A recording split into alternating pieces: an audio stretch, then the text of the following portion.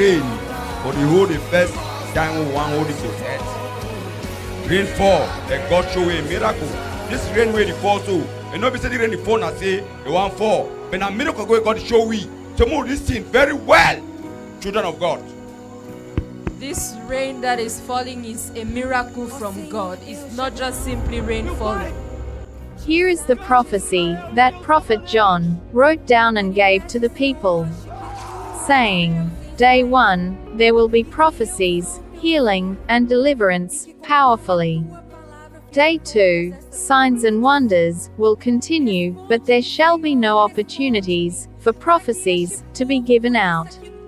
And Day 3, rain will fall on the crusade ground. Here is the evidence that this prophecy is written on the 14th of June and edited on the 15th of June. Which is before this updates what he wrote, and the date changes. This shows that, as something new is written, the date changes, showing that the prophecy is indeed written before the 15th of June, before the crusade even starts.